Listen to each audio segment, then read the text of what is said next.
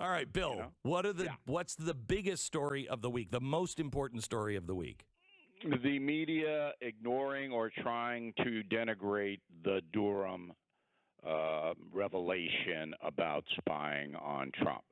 So it's not the revelation itself.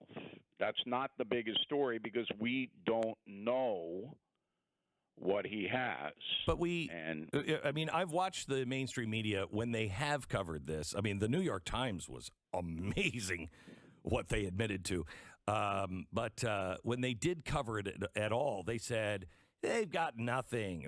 There's nothing new here. Talking about. They try to denigrate, diminish the story, and this is the best example of how the media has become unbelievably corrupt in America. So if you go back to the Watergate years, and that's what put me on the journalistic path. I went to Boston University to get a master's in broadcast journalism because of the Watergate story. I said, wow, look at that.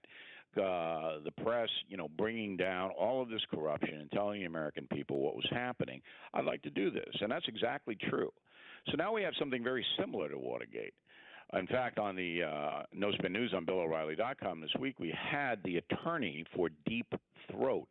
Mark Felt was Deep Throat, the guy who gave all the information in Washington Post, brought Nixon down. Okay, we had his attorney on.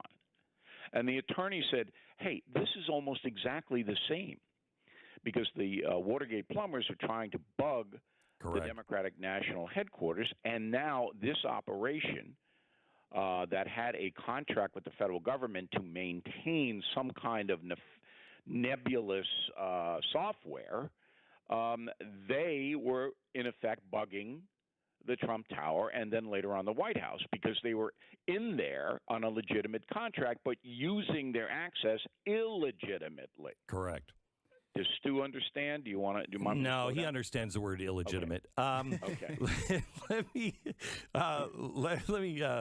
ask you this. I think it is worse in the fact that they were going into the White House. Watergate, it was never somebody on the outside going into the White House. But Beck, government contracts go into the White House all the time. I mean, food. So, you're delivering food to the White House. You have access. You walk in. That doesn't surprise me that they would have an oversight on No. I agree with that. But the fact that it is used against the president that's the thing. But Durham didn't put forth who might get charged and how the chain of information came out. He didn't do that yet. The real scandal now is that during the Watergate thing, every media operation is trying to get a piece of that. They were sending droves of reporters. Now when you have something very similar, they don't want to do anything. They want the story to go away because it would reflect poorly on the Democratic Party. Okay? And so that's what they're doing. Anybody can see the difference and the scandal of the media, which does not want to cover the news anymore. It wants to spit out propaganda. But and that's a very dangerous thing for this country. There are two kinds of people now in America. Those who watch the mainstream media alone. And those are the mask-wearing, Hillary-denying kind of people. And they think that the truckers up in Canada are absolutely bad guys and all this Hunter Biden stuff was bullcrap. And then there are those people that might see the mainstream media but also watch other things, and they're either confused or they know that the mainstream media is lying. Where does this end? I don't know where it ends because it's such a problem and it's influencing how all of us live, and most people don't understand that. So the media is in decline. We all know that. Television news ratings are going down. Circulations for newspapers are going down.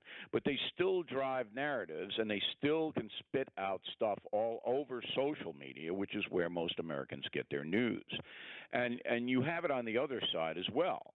So immediately after the Durham thing last Friday, 1 week ago, you had some right-wing commentators go up and go, Hillary Clinton did it.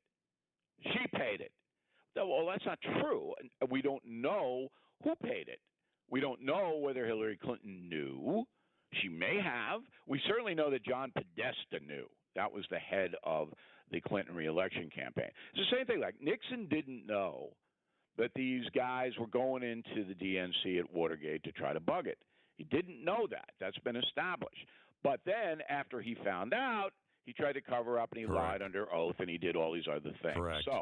So and I think it is rational to have people around the president that will say, just take care of this. He shouldn't know about it. Don't let him know about it. Yeah. So you don't know whether Hillary Clinton did or did not do, but with her prior resume of horror, I call it the resume of horror, Beck. You can use that on. Well, hang on just a second. I don't know what horror is. Is that Latin for hour, or what is HORROR? Yeah, that's horror.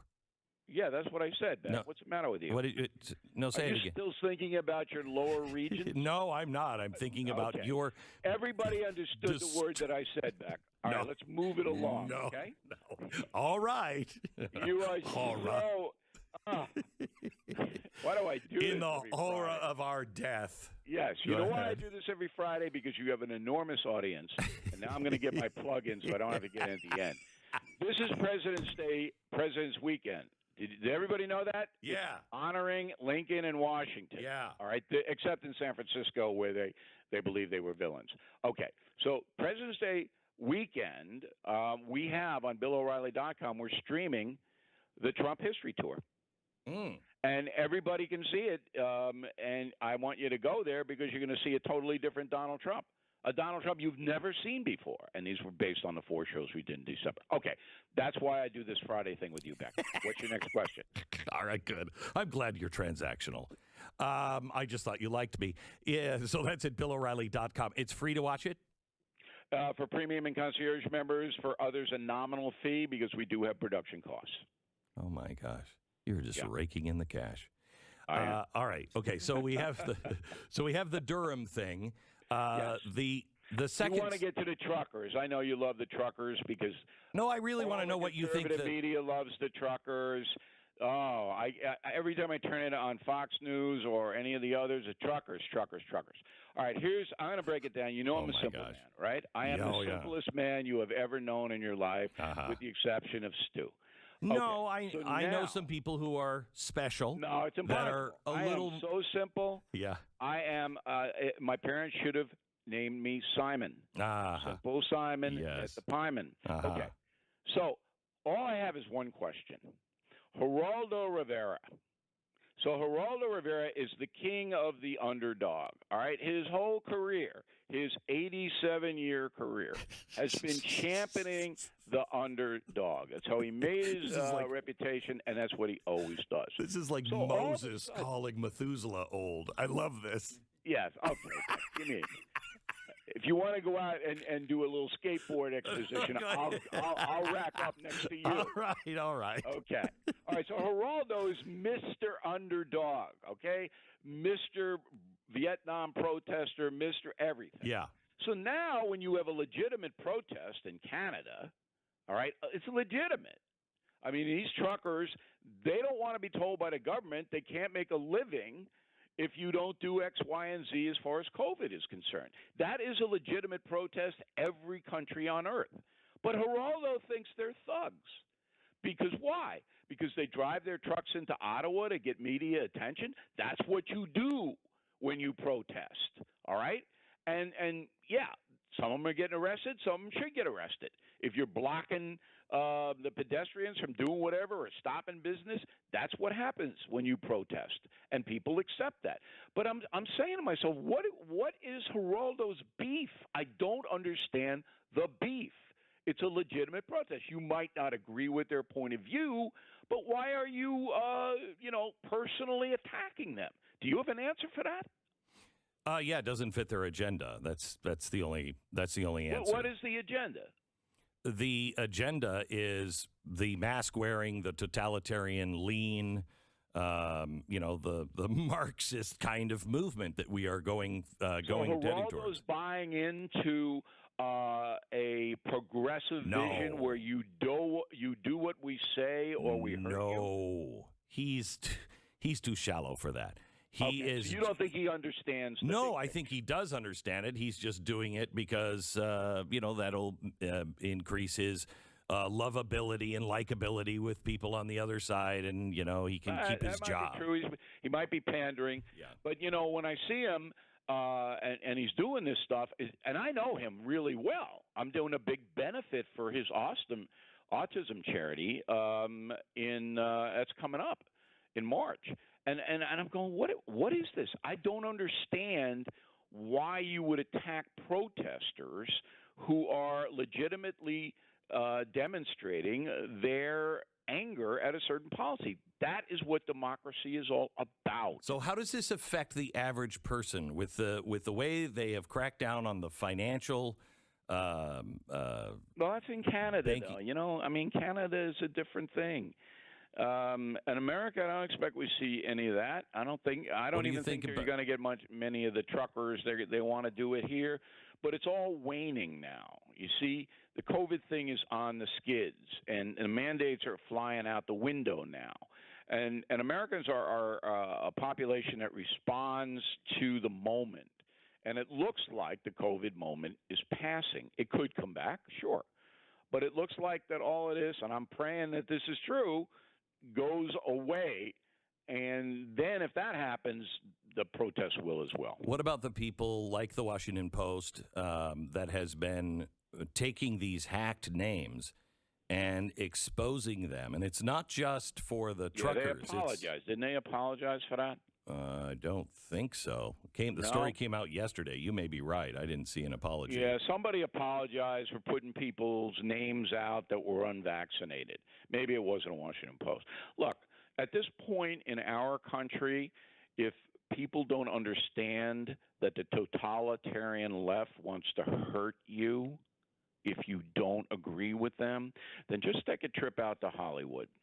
Because you cannot work in the movie or television industry if you are a conservative.